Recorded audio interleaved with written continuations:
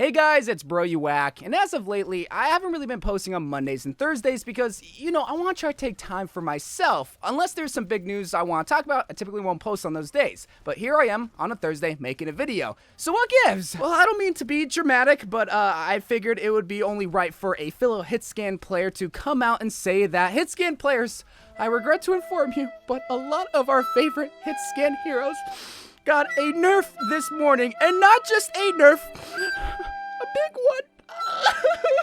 The experimental card updated where the main focus were Hitscan heroes and their falloff damage. Now, for anyone who doesn't know, the farther you are away from an enemy, the less damage that you do for most Hitscan heroes. And I'd like to believe that most people understand how falloff damage works, but it's very important for you to understand what falloff damage even is to begin with, because the changes that a lot of these Hitscan heroes receive is to their falloff damage, where it was at 30% damage reduction the farther you are away, to now 50% damage reduction to the maximum distance that you are from a target. And on paper, that might not seem like a lot, and the experimental notes even say that it might not be noticeable. But let me just show you with the side-by-side comparison with Soldier 76, one of the many Hitscan heroes that got this fall-off change. You're gonna see on the live servers that I finished off this training bot with a lot more bullets in my clip, with 8 bullets left, compared to the experimental card where I have 24 bullets left after I reload once. And that's because my bullets are less deadly now the farther I am away from a target. So what does this mean for Hitscan heroes? Well, it basically means that they're officially dead! Now we can play heroes like Reaper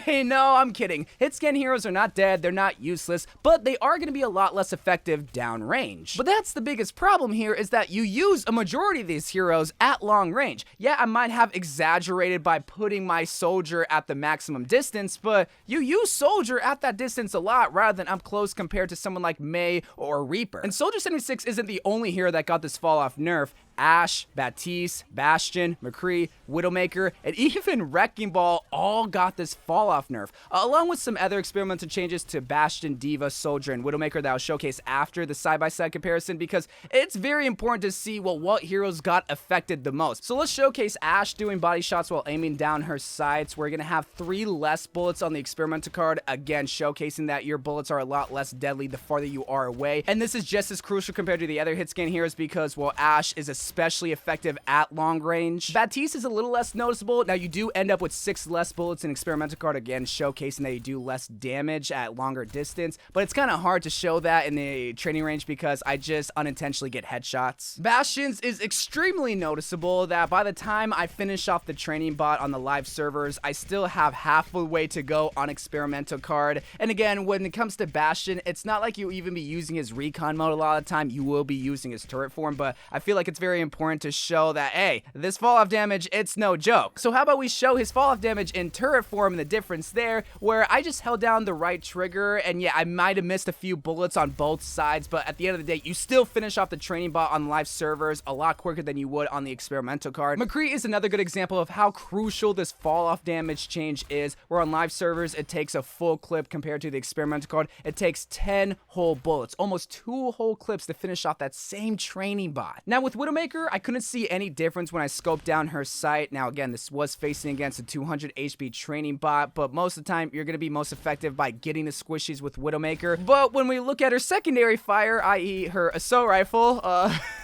this is bad. It takes a whole entire clip to finish off a training bot on live servers compared to a clip and a half on experimental card. Now, I just want to also preference that you're probably not going to be doing most of your damage with the assault rifle with Widowmaker, but it's still something that you want to consider whenever we think about fall-off damage and how 30% to 50%, hey, that's a significant change, my boy. And the same thing applies to Hammond, where it takes a whole clip and a few extra bullets after the second clip to finish off the training bot on the live servers, compared to experimental card where it almost takes 2 whole clips. That's almost 160 bullets it would have to take at the maximum distance for Wrecking Ball, compared to, what, 90 bullets on live servers? Bro, what are they doing with the Hitscan heroes? And there were some other changes not related to fall-off damage, specifically with Bastion. Now his bullet spread is a lot more tighter, where it went from 1.5 to 1.2 meters. Diva actually got a huge nerf where you can't build up ultimate charge as soon as you use your Diva bomb. You have to wait for the self-destruct to actually detonate, then you can build up ultimate charge. And the fall damage radius got reduced from 3 meters to 2.5 meters whenever you call your mech back, which is not that big of a change if you were to ask me. Soldier's change actually does regard fall-off damage, where if you use your ultimate, the tac visor, it actually disregards the fall-off damage, where if you use your tac visor at 5 meters or at 40 meters, it's gonna be doing the same damage no matter what distance. And Widowmaker got a double whammy nerf, not only with the fall-off damage change, but also just a change specifically to her Widow Kiss, where the damage fall-off range now increased from 60 to 85 meters to 70 to 100 meters. This includes her sniper shot and also her assault rifle. So those were all the changes that came to the experimental card, where again, the most obvious changes were the fall-off damage. And it's kind of funny because they just kind of made it seem like, oh, this is going to be insignificant and won't be that big of a difference. But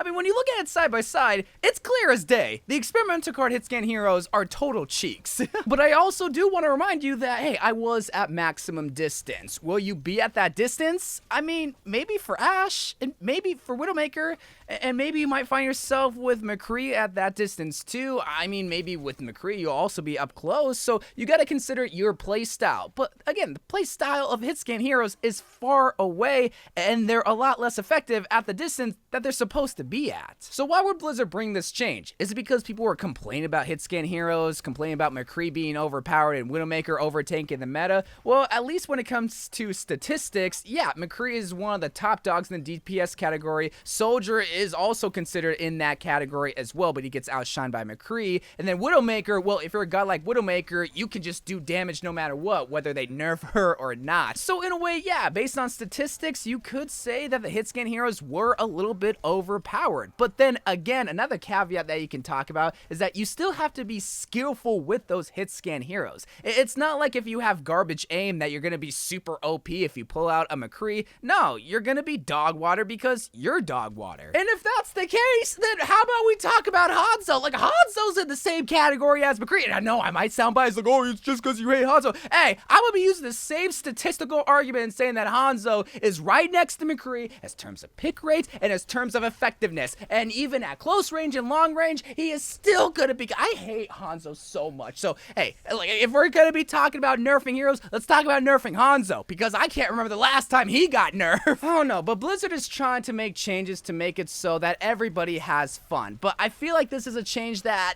like, I don't know, man. Maybe I'm a little bit biased because I am a Hitscan player, but again, I'm just a DPS player, and half of the DPS heroes are Hitscan heroes, so you're really nerfing half of the category. But let me know what you think about this change, because me personally, I don't think it's necessary, because like I said before, you still got to be good with these heroes. If you're bad at Overwatch, bad at Hitscan heroes, you're gonna be bad in game. But that's shooting enemies. Maybe Blizzard thought that this would help shield tanks out because, well, even if you're bad at Overwatch, you can easily hit a 600 HP Reinhardt shield. So maybe they're trying to take that in consideration, which at that point, yeah, I can kind of see why they would do that, because, well, tanks, they've been getting screwed for a while now. Let's throw them a bone. But this doesn't even seem like they're throwing them a bone. It just seems like they're trying to make people suffer, to make people in other categories of heroes suffer less, i.e. tank mains. But let me know what you think. And I love you guys. Thank you guys for watching. More Overwatch videos to come, and bye.